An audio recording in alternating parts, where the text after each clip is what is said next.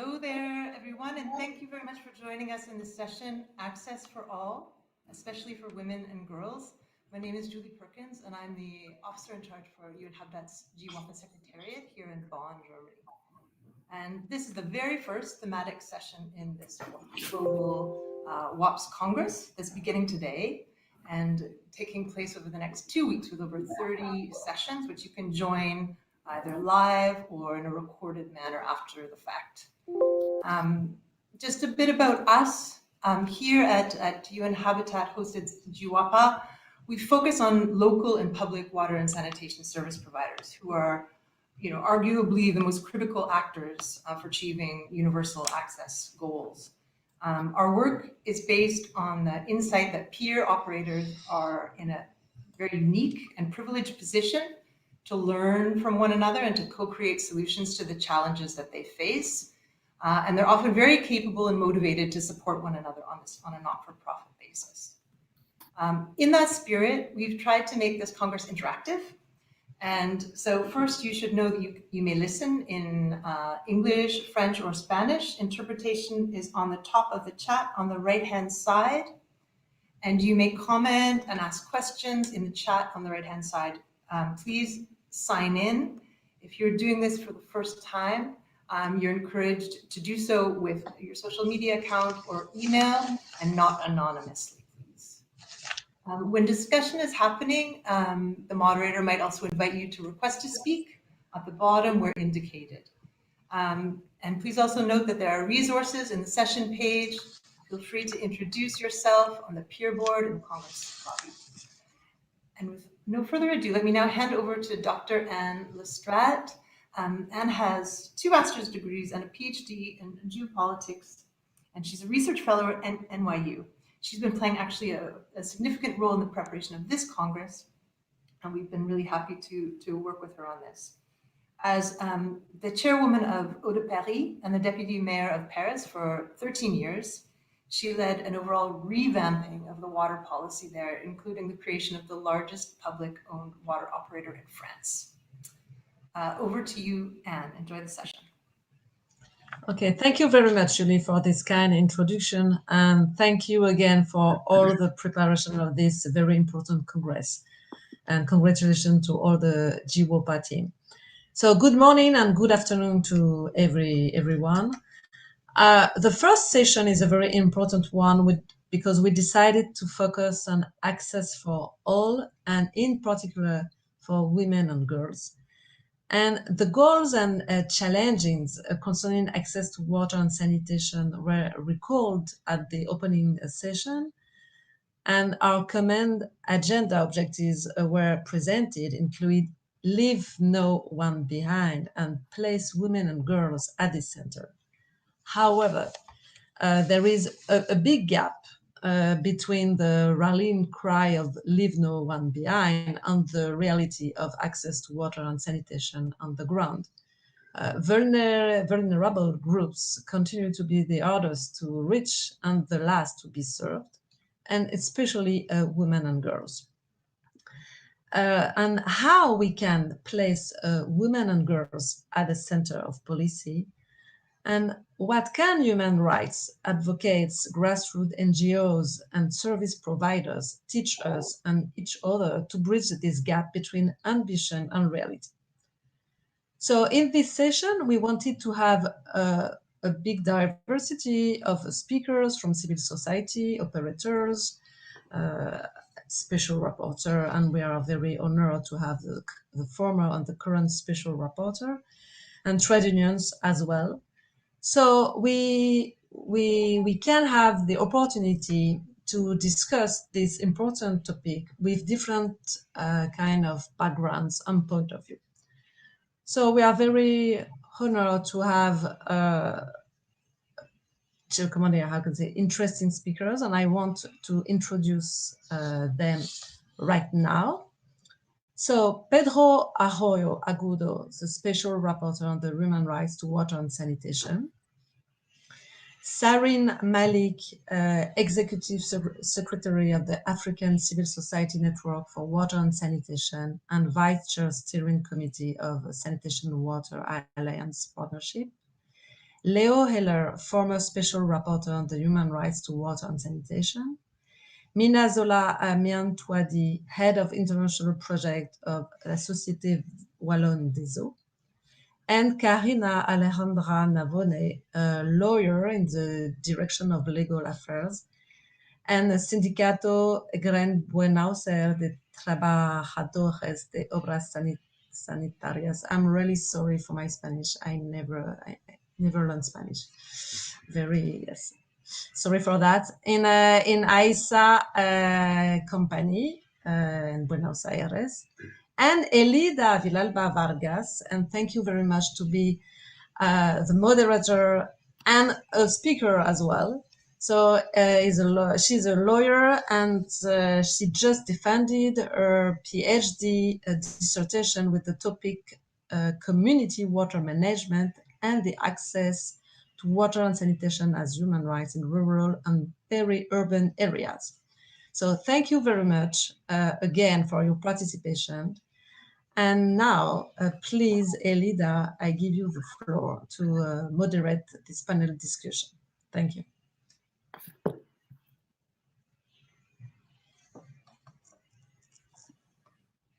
Thank you very much for the organization of this very important Congress. It's my first time being here on the WOPA Congress, and it's for me an honor, especially to share with you the floor. And also, I celebrate the initiative to have this important topic at the very beginning of the Congress, talking about the access to water to all, especially women and girls, is really important to address the human right to water. I don't know if I will give the floor to everyone. I think you can have 7 or 10 minutes to express yourself here, and then we will start a discussion. I prepared some questions.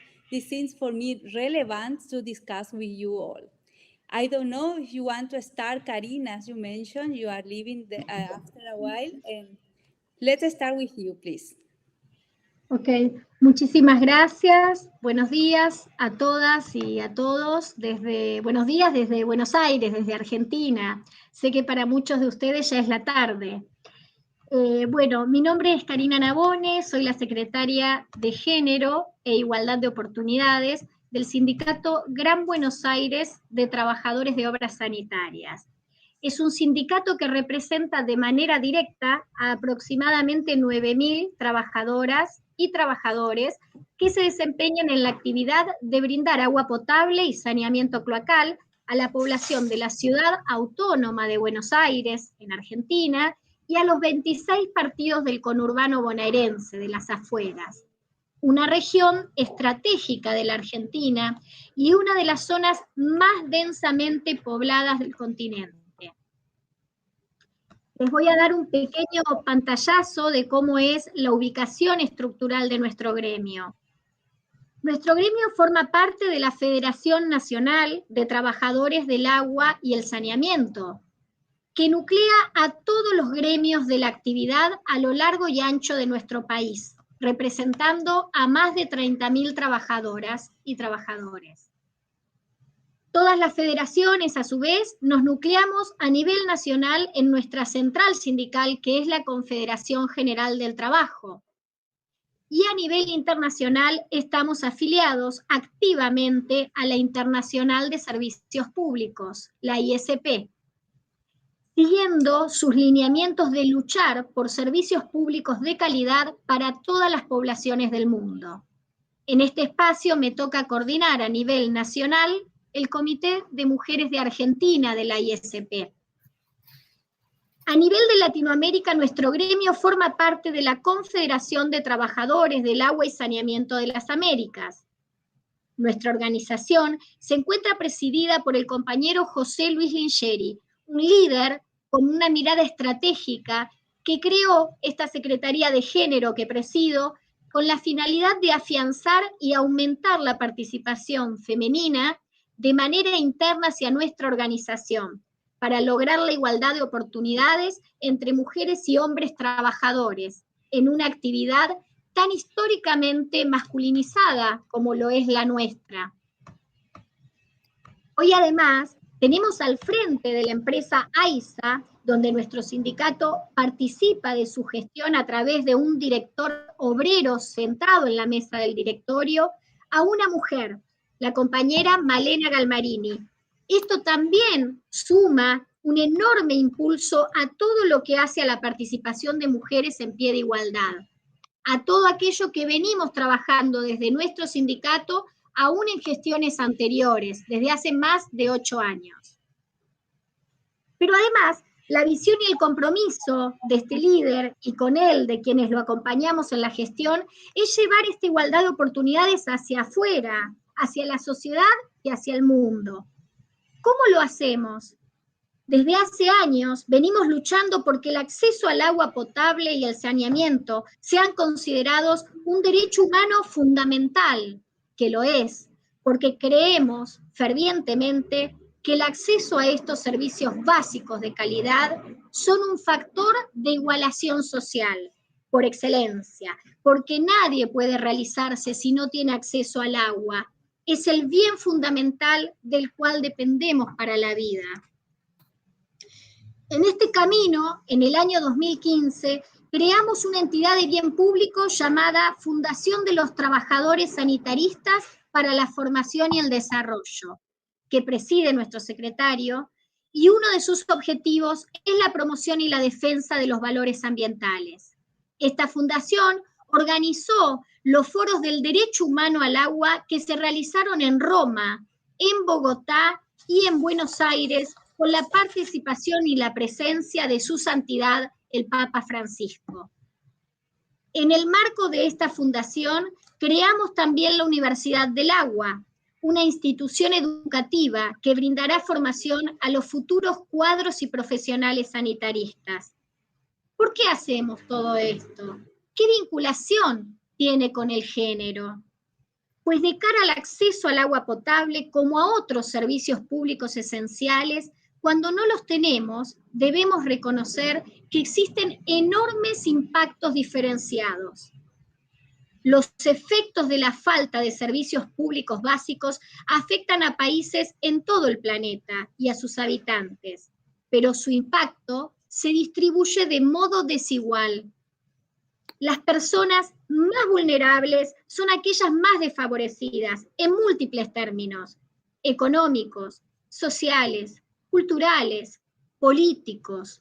Las mujeres y las niñas y niños son mayoría entre estos colectivos y como tales, ellas y ellos sufren de primera mano y de forma acentuada los efectos de no tener agua segura para beber, de no tener luz o gas para cocinar.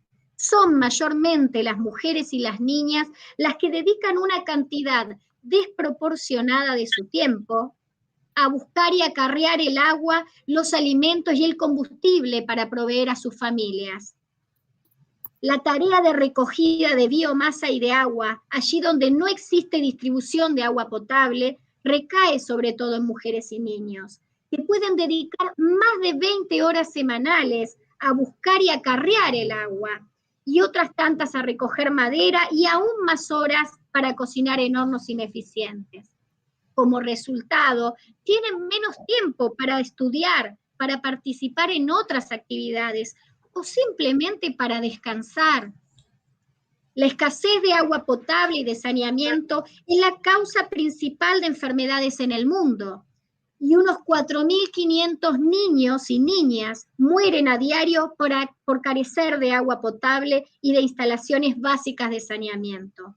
Otros muchos padecen mala salud, su rendimiento se ha visto disminuido y han perdido la oportunidad de recibir educación. Y aquí también, en la falta de acceso al agua, vemos un marcado componente de discriminación de género.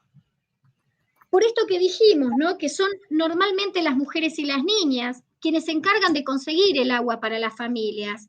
En los países en vía de desarrollo caminan entre 6 y 7 kilómetros al día, transportando más de 20 litros de agua en sus espaldas, en sus cabezas, lo que reduce de manera considerable este tiempo que ellas podrían utilizar para otro trabajo. Las mujeres que sufren la falta de agua les causa abortos e infecciones, problemas en el parto, indefección y problemas de espalda. El consumo de agua contaminada puede ser, entre otras cosas, el responsable de abortos espontáneos debido a fuertes infecciones. La falta de higiene durante la menstruación también trae aparejados muchos problemas. Ni que hablar del rol fundamental que ha ocupado el acceso al agua potable frente a la pandemia del COVID-19. La escasez de fuentes cercanas obliga a las mujeres a realizar grandes desplazamientos, a menudo para llegar a los pozos que no se encuentran cerca de las poblaciones y de los asentamientos. Los problemas generados por esta escasez hídrica suelen tener también esta implicancia de problemas en las espaldas, por ejemplo, problemas físicos en las mujeres, pero además problemas relacionados con la violencia, porque muchas veces en el camino a buscar el agua, ellas tienen que ir solas o con niñas y sufren acoso o violaciones, incluso en este trayecto. La UNESCO estima que las 2/3 partes de los niños que no van a la escuela son niñas, mujeres, y que 1 de 4 mujeres jóvenes en países en desarrollo no han completado la primaria, lo que perpetúa este ciclo de marginación. Esto está relacionado con lo que llamamos la feminización de la pobreza.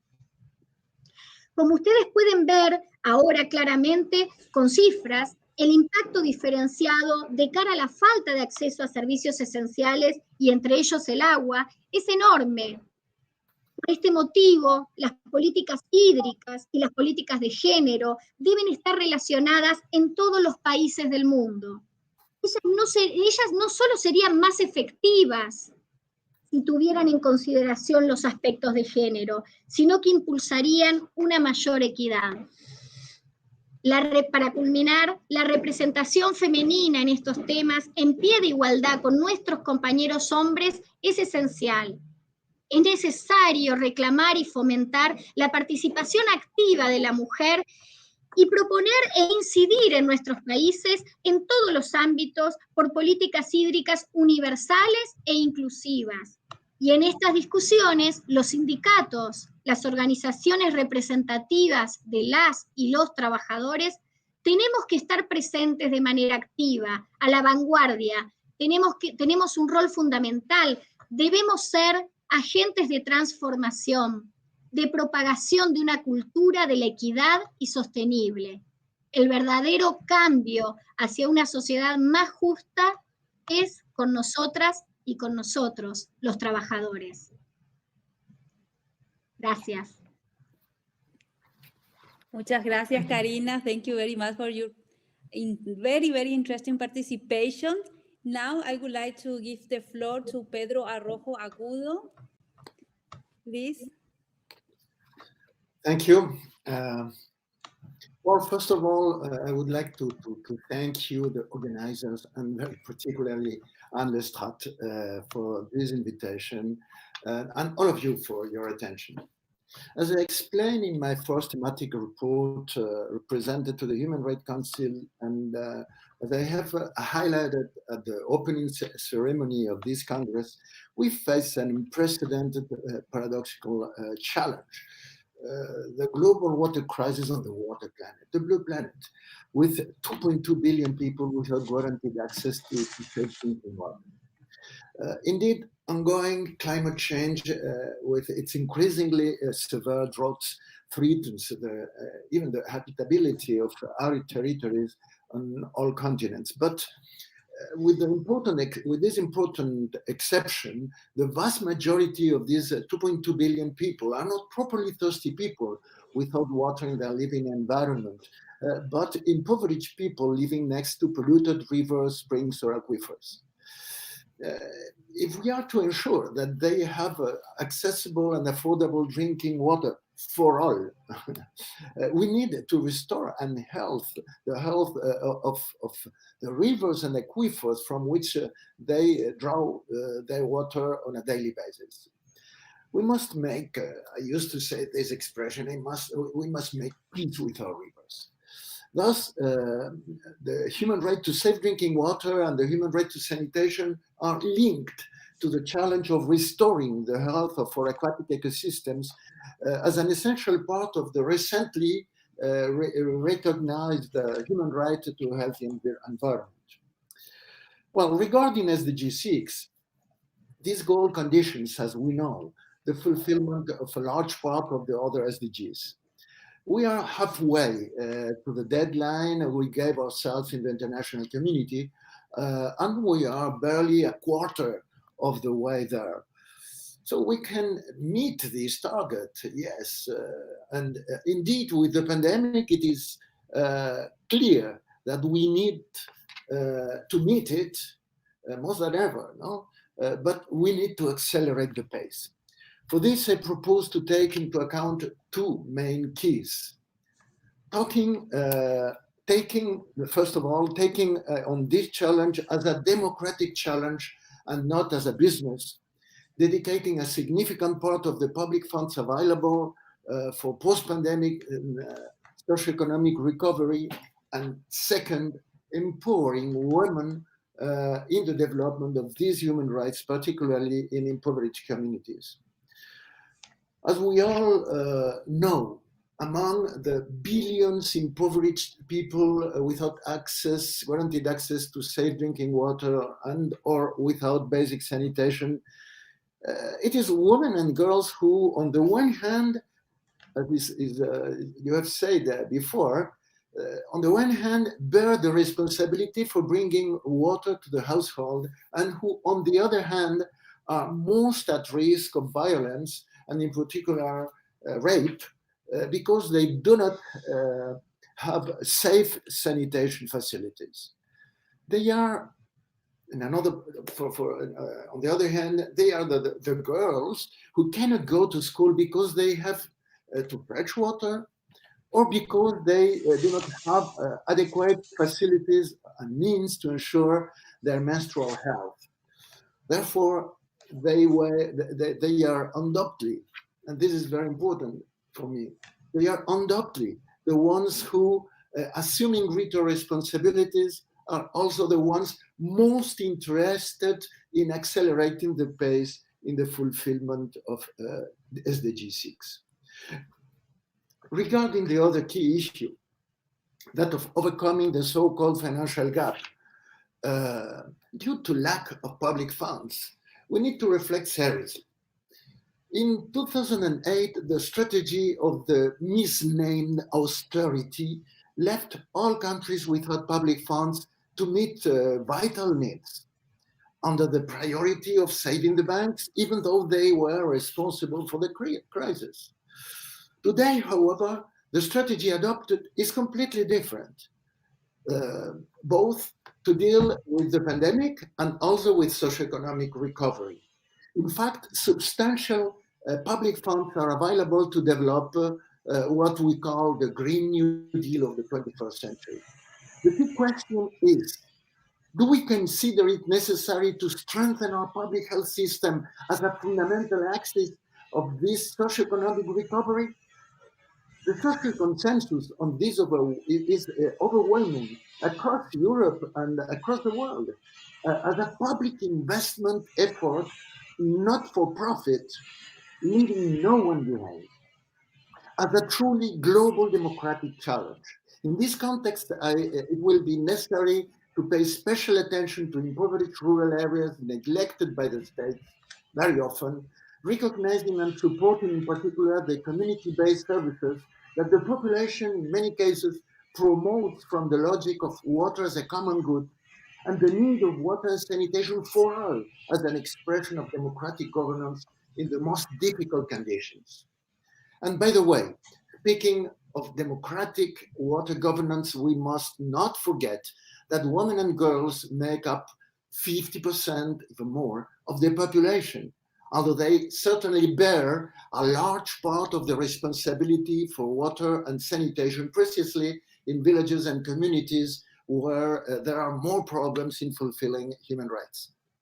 Well, next year, my two reports, thematic reports, will be on human right to safe drinking water and sanitation for indigenous peoples, and the other one for peasant or rural communities, impoverished rural communities. And in both reports, I will take one of the main approaches, the main axes to observe and to develop the reality and the role of women and girls are doing. It will be one of the central focuses of my report. So, well, thank you very much. Thank you to you, Pedro Arrojo Agudo. It was a pleasure to hear you. And now I would like to give the floor to Saren Malik. Salem, please. Okay, I'm not sure what those emojis are, but anyway. Nervously, attempting not to touch my screen. Anyway, good evening, good afternoon, and good morning, wherever you are. My name is Saren Malik, Executive Secretary for the African Civil Society Network for Water and Sanitation, and you and SWA Vice Chair. It is a pleasure to be amongst you over here, really discussing a topic that forms part of parcel of our strategy and of our passion, which is the issue of women and girls. And that we hope even from here, that this is the kickoff as well to the Africa Water Week, Africa Sun, where we hope to have an entire session really dedicated to women and girls. So today in preparation for this meeting and within other programs, we went for a transect walk in Kibera. I'm currently in Kenya. Kibera, as you know, is the largest informal settlement in sub-Sahara Africa. And we went to take a look at hear a bit what the women have to say, but also it is part of a program that is also known as Sex for Water or Sextortion within the water sector, which was discovered in 2015. And a number of investigations have taken place over the last couple of years. Investigations equally done by SIWI in Colombia and South Africa, where we had uncovered that women were trading sex for a basic commodity like water. We've had it for pads, we've had it for grades, we're hearing it for all kinds of things, but this came up for water. So I'd like to do things a bit differently. We collected some stories from some of these girls and some of these women, and today I'd like to share, with her permission, her name is Mwikali, her story in terms of what has happened to her. So please bear with me. My name is Mwikali. I am a Form 2 female student at X Primary School. I used to live in a village called Laini Saba in Kibera. My mother used to hawk oranges in our market, Makutano Junction, every day. Water has been scarce in our area, and we would walk long distances to the water point and experience very long queues. I have to fetch water before going to school. This means that I had to wake up as early as 3 a.m. to walk to the water point, which was 10 minutes away from our house or 300 meters away. Once I get to this water point, I queue for 3 hours before it gets to my turn. I wake up so early because by 6 a.m. water is no longer available. So those who've missed it take their jerry cans back to their houses. I always fetch water because my mother is too weak to queue and carry water to the house, though she helps me with other duties. We had no water for about 3 days. On the third day, signs of water were observed in the evening. Everyone promised to wake up as early as possible to go fetch this water. My friend Esther and I agreed to wake up at 2 a.m. ahead of everyone. While on our way to the water point, we were held at gunpoint by young men who demanded to have sex or they would kill us. I got so tense and did not know what to do. My friend agreed to the idea because she feared death. I managed to fight them off and to escape and call for help. I was able to attract people who came to our rescue. They held my hand and a woman brought me into her arms, asking me what the problem was. I screamed, "Esther, Esther, please help Esther. She's been taken into the corner." They came running to the corner and, of course, shocked at what they saw. 2 men were strangling my friend and trying to get on top of her. She was lucky. They managed to run away upon the arrival of our neighbors. We were taken to the hospital for checkup because women asked questions that we did not understand, for example, and we were taken to the counseling center for mental health and wellness. It worked for some times, but I've never wanted to mix with men in any setup. With time, I learned to accept and move on. These guys were eventually punished, 2 years each in jail. When they got out of prison, they were already reformed, as they say. And as we speak today, they are champions who fight for the rights of women and girls in the slums. Personally, and to be honest, I can't take myself or bring myself to even look at them or speak to them, as my heart has never allowed me to do so. This is just one of the 25 stories that we collected. I chose to read you this one because they get extremely graphic, a lot of violence. They address the issues of sex for water. They address the issue, as Pedro has mentioned, assault at water points. Now, what have we learned as working within an informal settlement?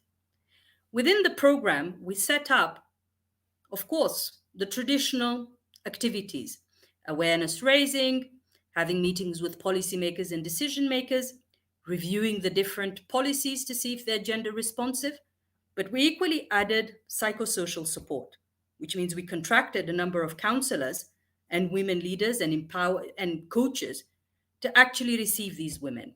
One of the NGOs that is working over there set up their space in what is known as the safe space.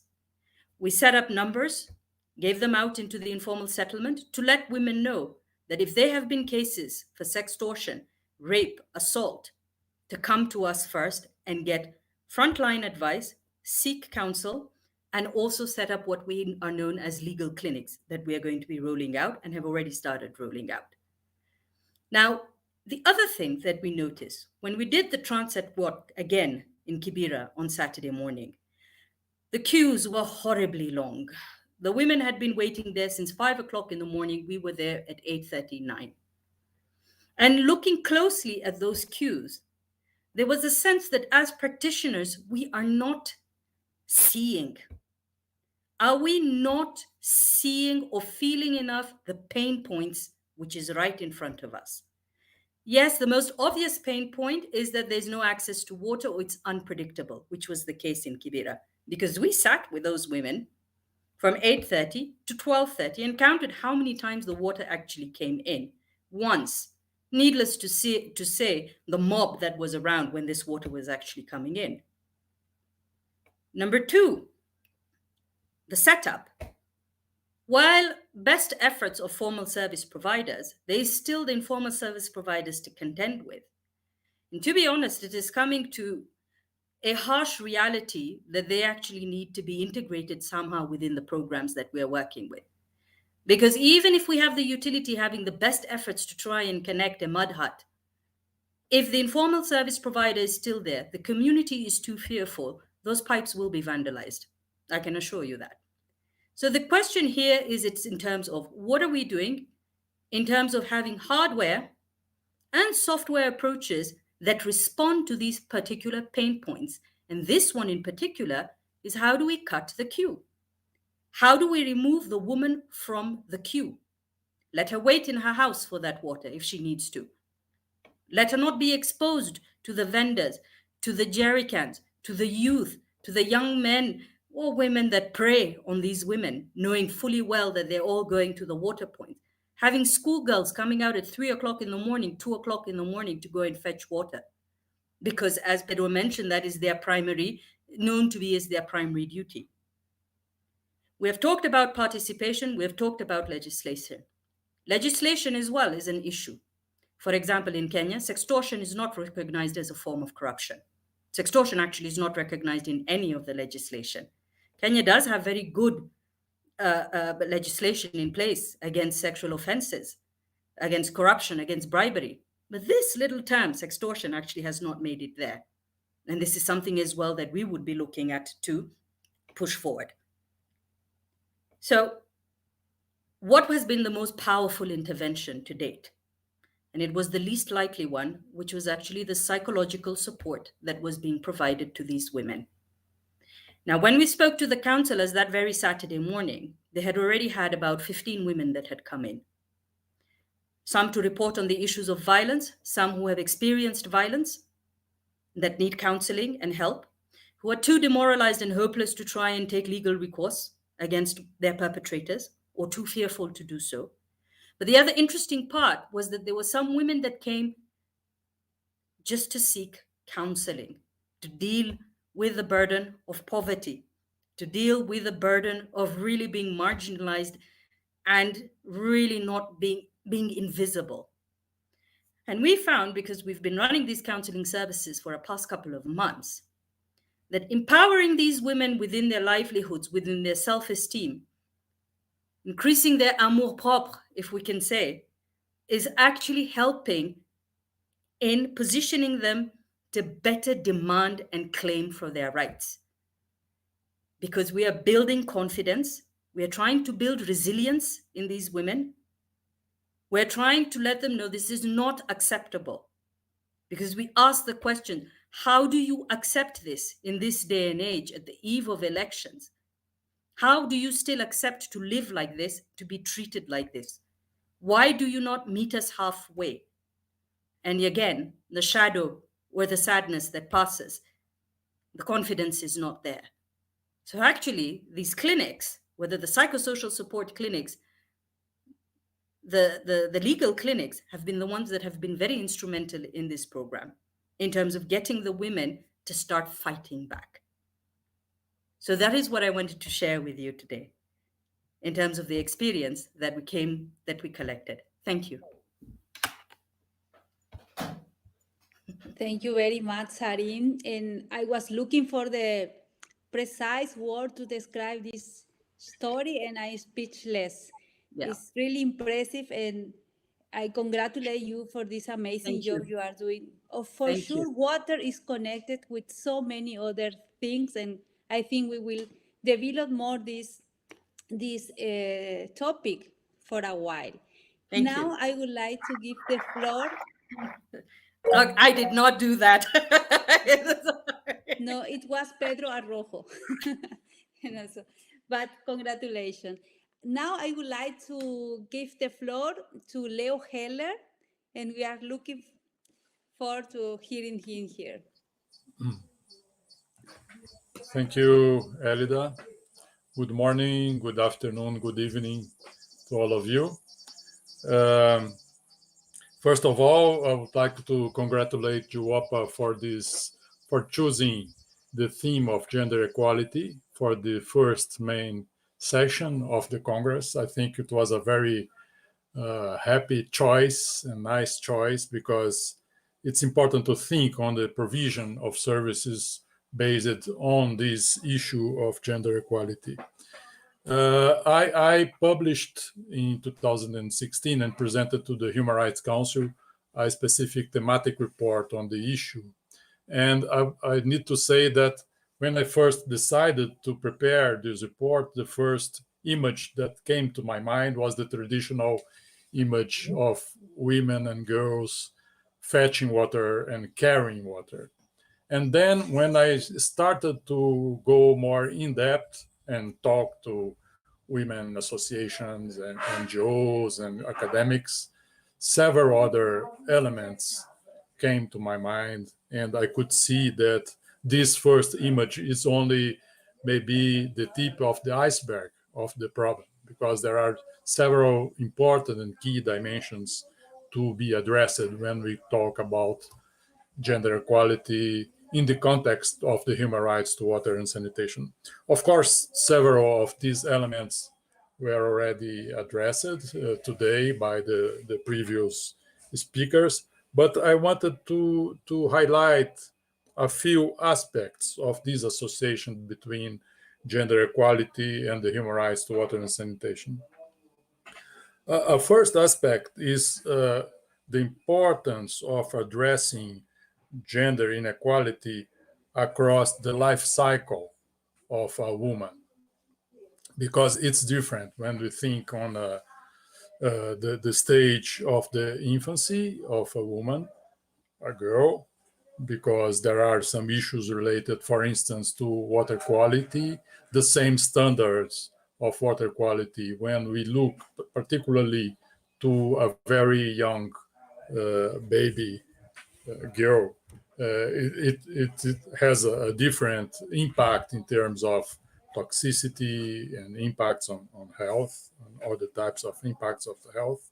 Then when we think on the puberty and the very key issue of school drop due to the menstruation cycle, but also when the girl helps the mother and the father to carry water, and how it relates to the presence to the schools, but and also the several other stages of the life cycle, and in the old age, where the old women are not allowed in the decision making and they have specific needs, for instance, to use a toilet. So this is the first issue. Another issue is how to address gender inequality across rights.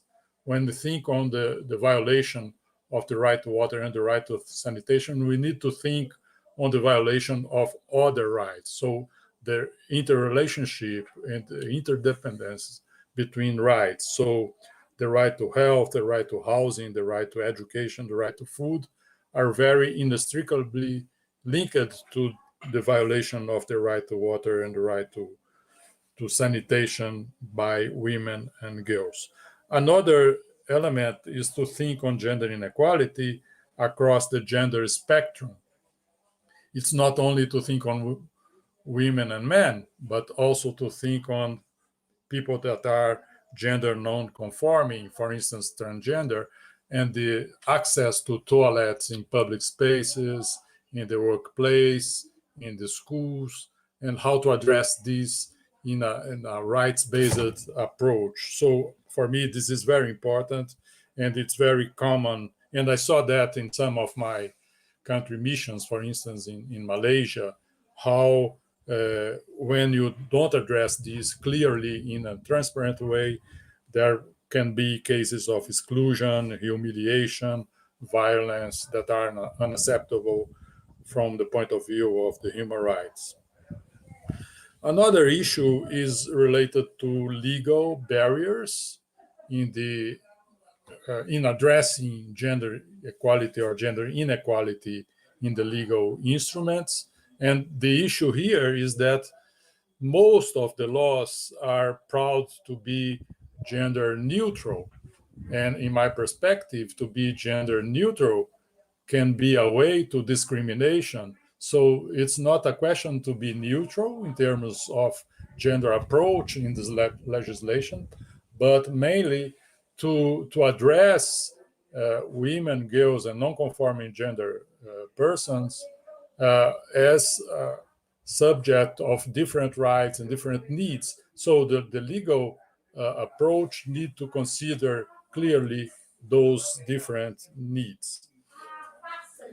Another issue is the issue of intersectionality and multiple forms of discrimination against women, girls, and non-conforming persons, because and this is not so common to address. So for me, it's very key to think that the discrimination based on gender when is associated with other types or other dimensions of discrimination, we can say other layers of discrimination, such as disability, profession, marital status, caste, age, has interceptions that exacerbate the level of discrimination by gender. So for me, it's very important. There is a body of literature that are addressing intersectionality.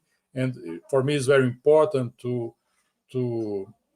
appropriate this literature in the field of water and sanitation. Not necessarily this literature is related to water and sanitation, but for me, it's very important, and it's very key to think on how discrimination based on gender in water and sanitation can be associated to other levels and layers of discrimination. And last but not least, the issue of participation. This is a very key part of my report. And my thinking here is that when we think on women participation in different spaces of participation, this is not only a question of numeric counting.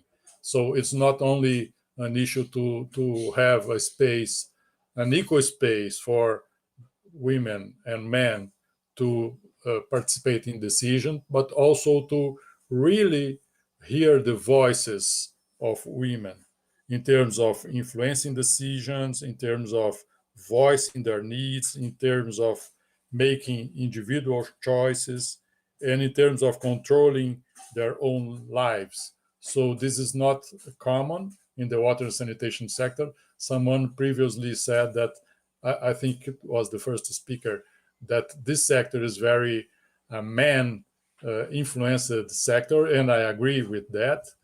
We can see the engineers, the managers, and also the professionals that are on the fields are mainly men. But when man is deciding, or for instance, designing a toilet, and it's usually the particular needs of women and girls are not really considered.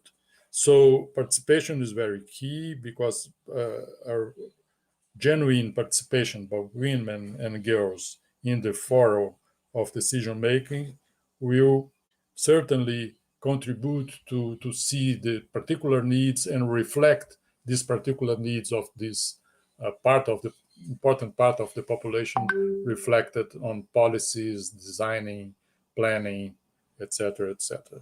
So I'll stop here, and thank you for the opportunity. Thank you, Leo Heller, for bringing us so many concepts that I already prepared for discussing after in this session. For instance, democracy, participation, but democracy in the means of substantive democracy, not just the democracy in the that convert us a voter in election time, no? And also you are bringing us the intersectionality. The thing is a key concept to be discussed this afternoon. Now I will glad to give the floor to Minasola Miantoadi. Please, Minasola.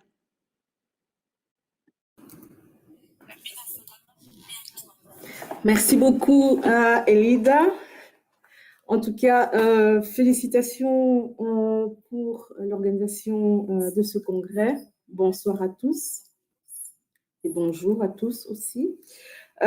Merci de pouvoir donner l'opportunité à un opérateur de pouvoir dégager un petit peu ou proposer un petit peu, voilà, partager avec vous comment nous contribuons à promouvoir l'accès à l'eau, à fournir l'accès à l'eau, apporter un peu notre pierre à l'édifice de ce programme, en tout cas de cet aspect qui est très, très crucial et qui est très, très important. Voilà, je vais d'abord présenter un petit peu la Société Wallonne des Eaux et puis vous dire un petit peu comment nous, voilà, point de vue l'opérateur, nous essayons de contribuer à cet engagement qui est l'accès à l'eau et surtout les hommes, les femmes et les filles. Nous sommes un opérateur d'eau en Belgique, au sud de la Belgique. Nous fournissons de l'eau potable à plus ou moins 70% donc, de la population au sud de la Belgique. Donc, nous sommes un opérateur important, public, dans le domaine de l'eau. Nous sommes un opérateur européen, aussi où nous jouons quand même un rôle relativement important avec les autres acteurs au niveau de l'Europe dans l'eau. Notre stratégie, en fait, s'articule autour de 3 piliers qui sont donc l'accès à l'eau, mais pas seulement l'accès tout simplement à l'eau, mais à un tarif qui est soutenable autour pour les ménages. Mais également investir dans tout ce qui est pérennité de nos infrastructures parce que c'est très important pour que ce soit viable. Et troisième pilier, c'est pouvoir contribuer à une gestion des ressources durables. Et c'est très important dans ce contexte de changement climatique. Alors, comment nous pouvons justement contribuer, notre engagement international peut contribuer, nos actions peuvent contribuer à cet accès à l'eau? Alors, nous savons que l'eau potable et propre est vraiment essentielle à la vie humaine. Nos interlocuteurs précédents l'ont déjà bien souligné. Et donc, une des missions que nous avons à la société dès la création, c'est de s'engager dans la coopération internationale. Donc, nous sommes engagés dans la coopération depuis déjà plus de 20 ans.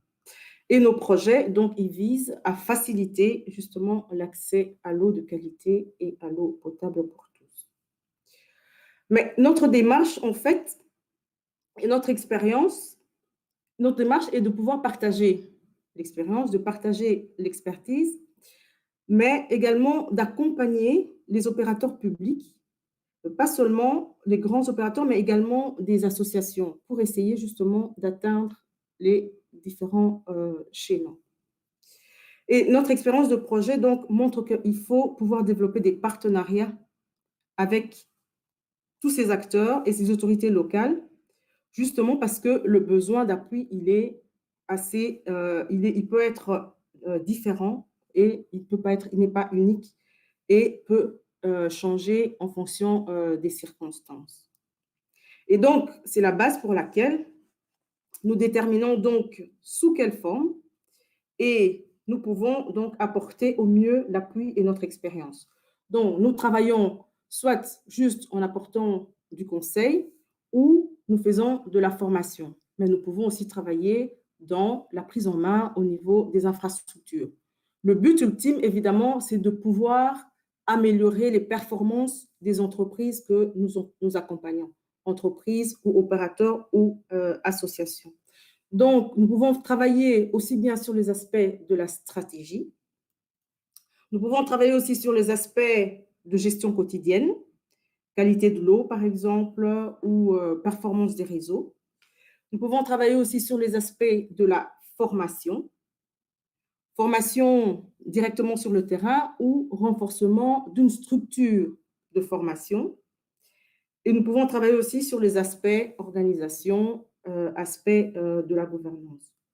Donc ici, nos projets s'articulent sur 2 niveaux. Et l'objectif principal, évidemment, c'est l'objectif in fine, c'est de pouvoir apporter de l'eau en continu. On l'a entendu ici, les interventions précédentes, c'est que il y a les fils, parce que l'eau n'est pas accessible, l'eau est accessible qu'1 heure ou à 3 heures du matin, et puis l'eau n'est plus accessible. Donc, nous essayons de travailler pour renforcer justement les opérateurs pour que, voilà, in fine, qu'on fournisse de l'eau et de l'eau en continu justement pour permettre cet accès qui, in fine, peut dégager du temps pour que les personnes ayant le plus la charge d'eau, comme nous avons entendu ici, les femmes et les enfants, puissent être dégagées de cette charge et alors avoir du temps pour pouvoir le consacrer à d'autres activités aussi importantes que sont justement l'éducation et la santé. Donc, je parlais des 2 niveaux d'intervention, intervention au niveau des grandes structures, opérateurs publics, mais intervention aussi au niveau des petites structures, associations d'utilisateurs, structures locales, qui poursuit évidemment le même but général, c'est fourniture d'eau en continu, mais également mettre en place des modèles qui peuvent être viables, des modèles économiquement viables et durables, qui peuvent justement perdurer sur le long terme pour ne pas justement retomber dans ces aspects où, par exemple, voilà, on met en place une structure, on investit dans une infrastructure et quelques temps après, l'infrastructure ne marche plus et alors voilà, c'est le retour à la case départ. Et donc, nous voyons que, en soulignant justement cet aspect de la mise en place des investissements, le développement en matière d'eau et d'assainissement est très important parce que sans eau potable, justement, on ne sait pas, on n'a pas les conditions d'hygiène minimales. Et quand on n'a pas les conditions d'hygiène minimales, quand on veut y parvenir, évidemment, c'est des obstacles pour pouvoir mettre en place d'autres aspects qui sont plus importants au niveau de la vie aussi, que sont l'éducation et la santé. Alors, comment nous envisageons dans le futur? Nous apportons en fait un support, nous apportons l'appui, nous accompagnons sur des aspects techniques, sur des aspects formation, mais nous pensons que c'est très important de pouvoir mettre en place plusieurs acteurs, les acteurs qui sont impliqués dans l'eau. Ce que je veux dire par là, c'est que dans la gestion du cycle de l'eau que nous pensons doit rester une responsabilité publique, il faut mettre dans le chaînon les différents acteurs qui peuvent y contribuer, qui peuvent y travailler. Par exemple, quand on met en place un projet, il y a les aspects gouvernance, il y a les aspects stratégie, il y a les aspects formation et il y a les aspects investissement. Il faut tenir compte de tout ce chaînon au niveau de la mise en place pour que justement, on ne se cantonne pas seulement à mettre en place un investissement et puis qu'il y ait plus d'aspects, mais tenir compte du fait qu'au bout de la chaîne, il faut renforcer les compétences, il faut pouvoir réguler pour que justement la mise en place de tous ces investissements puisse être durable et puisse in fine profiter et mettre en place pour que la fourniture d'eau puisse se mettre de manière continue et de manière durable. Voilà. C'était ma modeste contribution justement à cette question d'apporter de l'eau pour tous et spécialement pour les filles et les femmes. Merci pour votre attention.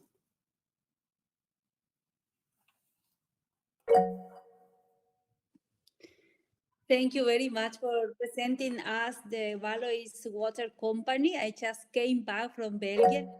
I'm amazed for the beauty of the country. And also I was amazed for the very nice website you have. I saw the traffic light where you can put red, green, yellow, or green to let people know about quality of water. I think there is many interesting things we can discuss after later on. Now I would like to open the floor to all of you and to discuss maybe another issues.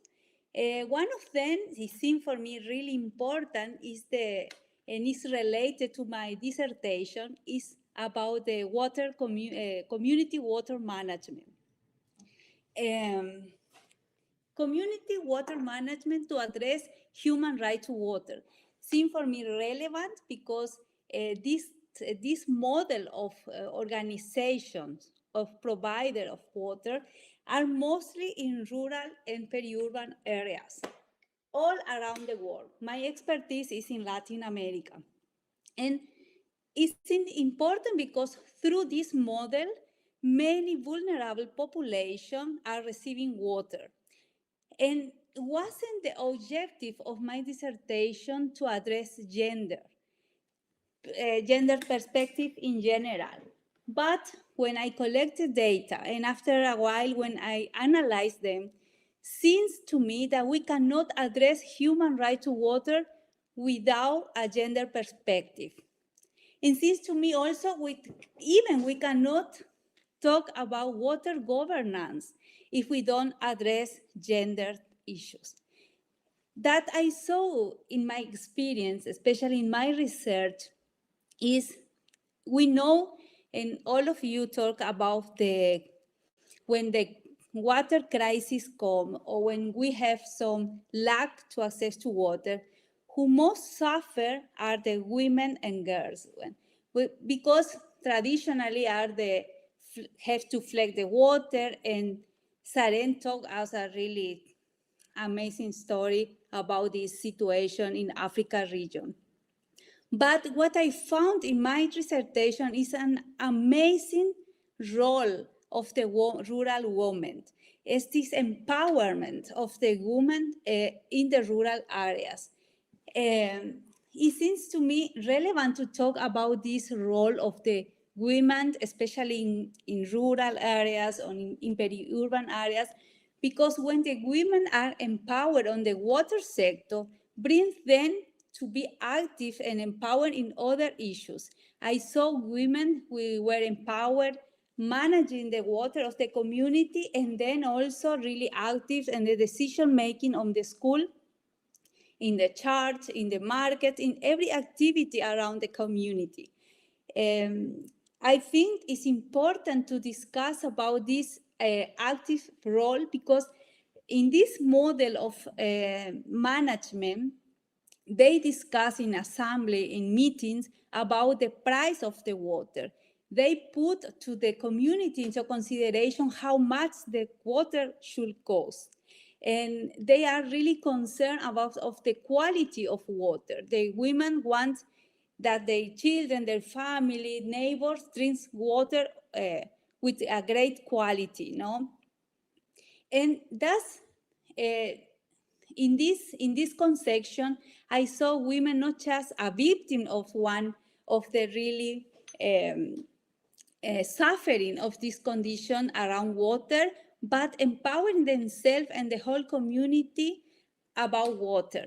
And that brings to us that Leo Heller already a little bit discussed about democracy. No, we cannot think about the democracy if we don't address gender. We cannot think about democracy if we don't address accountability.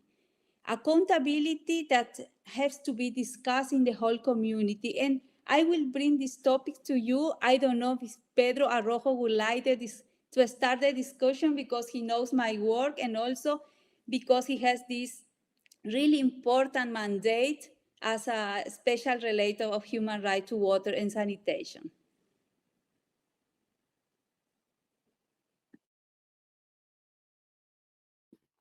Yes, thank you.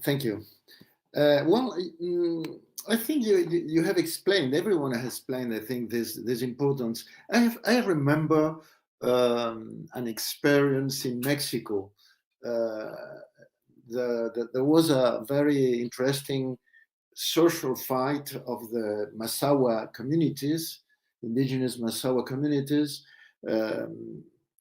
in defense of their water when they had to confront scarcity, because most of the water in their regions was exported with transferred to Mexico City. So at the beginning it was a rebellion of the whole communities under the leadership of the men. And then in the moment there were violence, of course, police arrived. The women took the leadership of the fight. But the most interesting, and they finally win the fight. They made a big march to Mexico City, were received massively by Mexico citizens, and they won. But I remember talking with them. They said, well, after the struggle for water with this nonviolent strategy, they explained that their leadership in the context, in the conquest of water, gave them social and family authority. You know, that they were considered not just for water, but for many other things. So it was very interesting to understand. They said, well, mi marido, my husband, didn't respect me before, but now I am a Comandante Masawa. I am a woman that had made the leadership of the community in water, and so I am respected by my husband. I'm in the family. I'm respected in the community. So it's very important. I used to say, when women are in charge of these kind of fights, usually the fight has the profile and the perspective of winning really the reivindication. But I think, yes, it's very important, and you have explained everything. Women are not just not only the 50% of the population, but they're the ones who are in charge of dealing with these questions in the communities where we have more problems for achieving the human right to safe drinking water and sanitation. So it's not just to have the responsibility, but to have also the leadership. Because as I think it was Leo Heller, one of you, said, it will make the difference when you, for instance, someone design a project on sanitation. If women are involved, I'm sure with this perspective, the result will be completely different and positive, much more positive and interesting. Thank you very much, Pedro Arrojo. And somebody else would like to add some comments. Karina, por favor, te escuchamos. Y de hecho, Karina, tomo la palabra nuevamente para agregar que un sindicato tan poderoso como en el que vos estás, en la ciudad de Buenos Aires, una de las capitales más pobladas en Latinoamérica, en un mundo dominado por hombres, porque yo vengo también de la práctica trabajando con ingenieros en el sector de agua. Estoy muy curiosa que además nos agregues tu experiencia como mujer en un sindicato de trabajadores del agua.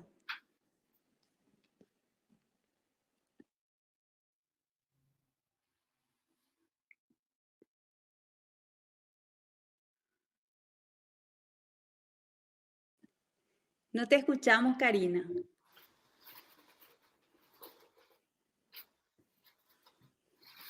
Tampoco.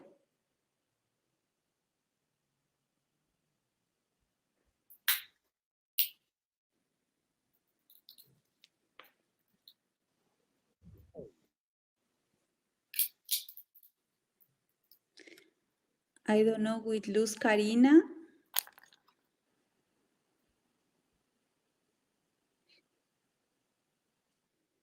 She's coming back. Now she's again with us, I think. Karina, te escuchamos.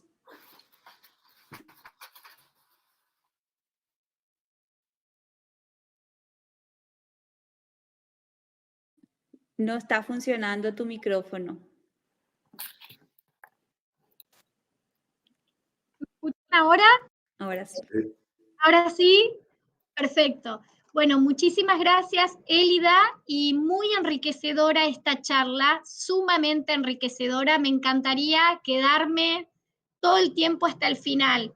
Pero antes de retirarme, por el compromiso que les conté, me gustaría primero contarles de cara a la experiencia que tengo en nuestra actividad cuando empezamos con el espacio de género hace 8 años atrás.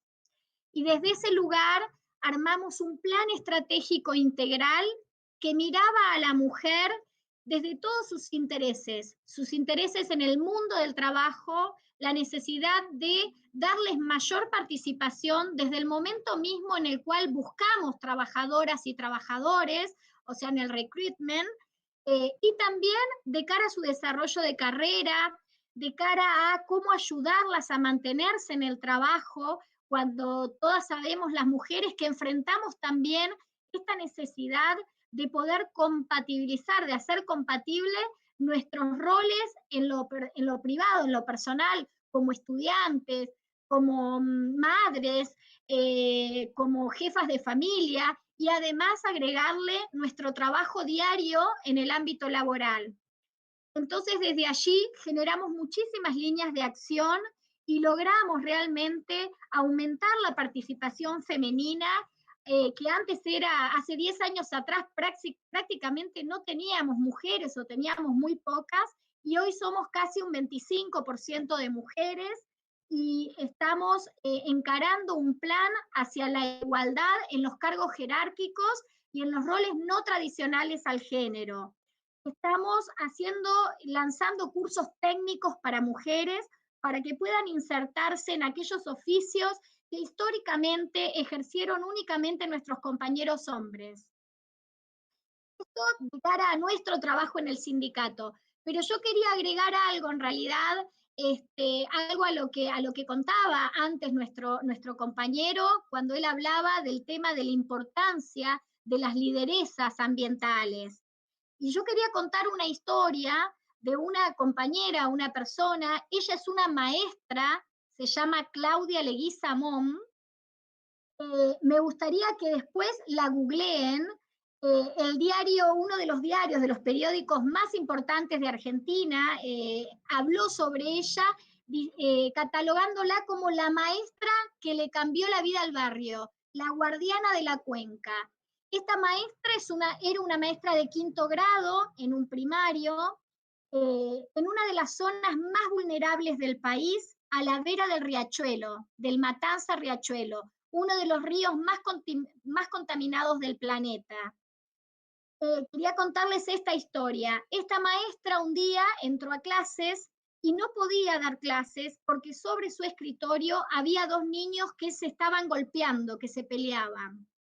Había muchísima agresividad, muchísimo enojo en esos niños del 5º grado en esa escuela a la vera del riachuelo. Esta maestra se interesó por tratar de ver por qué los chicos estaban tan enojados. Y haciéndoles corta la historia, se dio cuenta a través de dibujos por los cuales ellos pudieron expresar su enojo, que estos niños habían perdido hermanitos o hermanitas por culpa de la contaminación ambiental a la que estaban expuestos. Muchos tenían plomo en la sangre, ellos tomaban agua contaminada del riachuelo, a su vez no tenían cloacas en ese momento. Entonces, cuando esta maestra descubrió lo que pasaba con estos niños, generó un plan educacional que se llama Los Guardianes de la Cuenca Matanza Riachuelo. Esta maestra convirtió el enojo de esos niños en una acción positiva para el barrio, los sacó a la calle, hicieron un relevamiento de los basurales a cielo abierto, hicieron un relevamiento de cuáles eran los problemas ambientales que los aquejaban y pensaron estrategias para solucionarlos junto con los chicos. Esta maestra se enteró que en Argentina había una causa, un juicio, que es la causa Mendoza, por la contaminación del riachuelo, y pidió una audiencia junto a sus niños con la Corte Suprema de Justicia de la Nación. Ellos fueron atendidos. Los niños le preguntaron al juez si él creía que era justo que ellos y sus hermanos murieran por estar expuestos a agua contaminada, por no tener agua, por no tener cloacas. Lograron que la Corte los escuche y que ordenase el saneamiento del barrio y la ayuda a estas poblaciones. Empezaron a hacer exámenes de salud a los niños para poder tratar sus afecciones, las afecciones derivadas de la contaminación a la que estaban expuestos. Y estos niños salieron a limpiar el barrio y salieron a concientizar a sus padres y a sus vecinos de que había que limpiar los basurales, de cómo se debían disponer los residuos. Y con la ayuda de la Corte y de empresas, lograron realmente realizar una reconversión de ese barrio, de esa escuela. Limpiaron antes la plaza de juegos de los niños donde ellos jugaban, era un gran basural y tenían un tobogán y cuando los niños se tiraban, habían puesto una alfombra para no caer arriba de la basura. Los niños, con ayuda de los grandes, limpiaron toda la plaza, plantaron arbolitos, y hoy esa plaza es un lugar realmente de esparcimiento para los nenes. Esta mujer, esta lideresa ambiental, consiguió una revolución, consiguió algo fantástico. Entonces, nada, no quería dejar de contar esta historia, porque creo que hacia todo esto de lo que estamos hablando, ¿no? Y me parece que sí, que las mujeres podemos realmente marcar la diferencia junto a los compañeros hombres, ¿no? Es todas y todos, pero el empuje que tenemos y la sensibilidad hacia estos temas realmente es muy importante. Era esto. Gracias. Gracias, Karina. Thank you very much because you were sharing with us also a good practice from the community water management, because as Pedro Arrojo already said, we cannot think about access to water as a human right if we don't see global the ecosystem, the contamination of our resources. I think is relevant. Now I would like to hear more from Saren Malik. I was really amazed to discover this African Civil Society Network, and Thank you, Elida. the organization that comprehends 26 African countries and 50 organizations. It's a big challenge to be working on. And I would like to know about how you are working to wipe the gap between the participation of the woman and the men in these NGOs, because you are an umbrella for NGO working on water and sanitation, as I understood. Thank you, Elida, and thank you for the compliments. We actually started at the strategic point. We reviewed our strategic plan last year and made sure that women and girls, and of course issues of gender generally, were well captured and mainstreamed within our strategic objectives and within our goals in the next 10 years. By doing so, we are mobilizing the civil society organizations to increase their uptake on gender issues in the water sector. This means in terms of how they're doing their programming, the messages that are actually being put out. But we have, well, what we would call the black swan right now, which I think is the Sex for Water program, which really changed a bit the narrative around women and girls in the water sector, because it brought in another dimension into the picture. I can assure you, Elida, it has not been easy trying to get it legitimized, to try and get it recognized.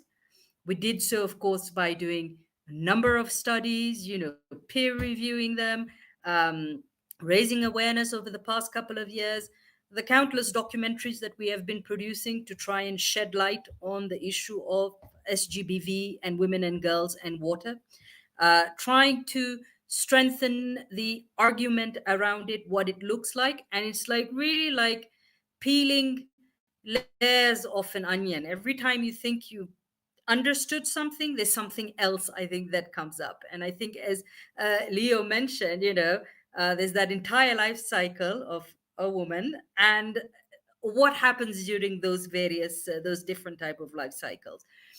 Aside that, on the continent, over the past 1 year, we have been seeing a lot of activities within the sector practitioners, particularly women in the water sector.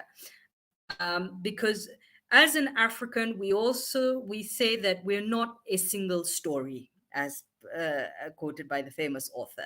And by that, I mean that when we talk about women in WASH, yes, it's the yellow jerry can that we're trying to sort out, remove that jerry can, but there's also engineers. They're also managing directors of utilities. They are a number of women that are involved in the water sector at the professional level and at a very competent level, whose faces we're equally trying to bring to increase visibility on, to let them know that these are the very many faces that we have in the water sector. It's just not that one face. There are many others. And now, for example, the counselors being brought on board, which are equally women. So really trying to have the women, push the women, mentor the women equally at the professional level to take more charge and to look at those designs and those plans. I think it was mentioned by the previous speakers. The way a man designs the toilet is not the same way. It does not respond to the necessarily to the woman's need. We see it in informal settlements across the continent, where you go to a sanitation facility. The door is not properly hinged. There's a big gap somewhere, and you just know this is a guy that built this. There cannot possibly be a woman that actually designed this, in terms of the distance between the taps or the changing areas versus the showering areas or the sanitation facilities. So it's been a combination of activities and interventions that the network has generally been working on, partners have generally been working on, even within our own knowledge management component, because a new hosts the Susanna Africa Regional Chapter. The Susanna Africa Regional Chapter really has the focus on women and girls in WASH. So really getting all the civil society organization practitioners share your experiences. Because Elida, more and more, we keep talking about the decolonization of WASH. What does that mean? That Southern voices must take more prominence and that a seat at the table, yes, but also in terms of sharing some of the knowledge that we have from the ground and bringing it to the table. So it's a mishmash of things, but hopefully something that will yield some positive results. Thank you, Elida. You are welcome, and I wish we could have more time to discuss the whole evening here. I just want to be equal also with women and men here, and because Yes. I give it now the floor to Leo Heller. I would like to hear more about this accountability, because I read this report and it was really important for my dissertation. But be sure, please, Leo, because I want to hear also Minasola, and about I'm curious about the international cooperation of the Wallois company. Please, Leo. Okay, just to highlight this issue of gender after 2016, that was the year of my report, is following me all the time. I'm now, in few months, I will launch a book, and there is a chapter on gender equality. My research now, even if the research is not directly on gender, always the gender dimension appears. For instance, one of my students is researching the access to water and sanitation in prisons. Then the gender dimension appears. When one of my students worked on rural workers, the gender inequality appears, and so on and so forth. Your question about accountability for me is very important. It's another principle of the human rights to water and sanitation. And when we combine accountability with gender inequality, we will see the responsibility of the public actors, not only the public, also the private, but mainly the public actors, to look at this dimension in monitoring, in giving information, in opening spaces for participation, in creating roles and responsibilities in all the bodies responsible for providing services, for regulating services. So it's very important when we think on accountability to use the gender dimension as a cross-cutting issue to inform all the activities and all the responsibilities related to that. So I think accountability is an entry point, maybe, for addressing well the gender inequality in the water and sanitation sector. Thank you, Leo. Minasola, can you share with us the international cooperation problem of the Wallois Water Company? Because I think it's a key thinking about the cooperation to address the human right to water, because as we know that in the developing country, they cannot do it without the support of the strongest countries and the strongest water operators. Exactement, merci Elida. Je veux embrayer en fait par rapport à ce que M. Heller vient de dire, justement cette question de responsabilité. Même si nous n'intervenons pas directement dans les aspects genre, mais nous avons une responsabilité, nous devons nous engager quand même quand nous mettons en place des projets à pouvoir le penser de manière transversale. C'est ce que vraiment nous essayons de faire. Donc, on ne contribue pas de manière directe, mais de manière indirecte. En mettant en place des projets, il faut qu'in fine, cela puisse profiter aussi, justement, puisse profiter aux filles et aux femmes. Donc, mettre en avant cet aspect genre qui est très, très, très important.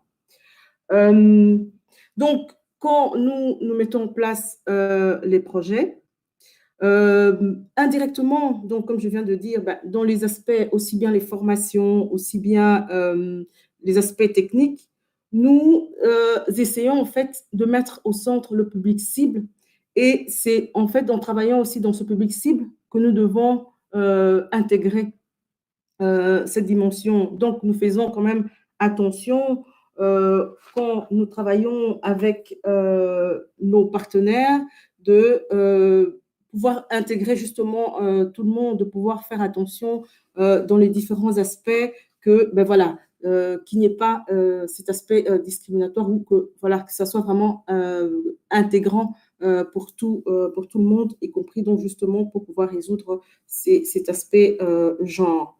Et je voudrais insister par rapport donc à la proposition, enfin à la conclusion que j'avais fait donc précédemment pour ma présentation, pour dire que justement il faut essayer de travailler de manière intégrée pour mettre en place des projets structurants. Comme j'ai dit, donc il faut intégrer les différents partenaires dans les programmes.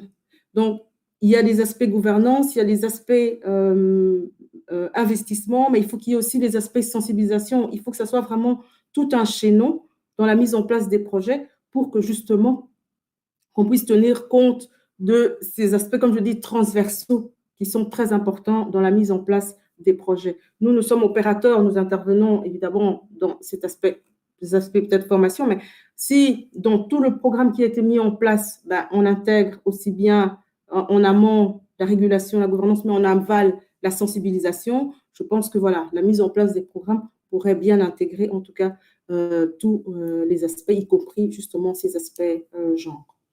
Voilà.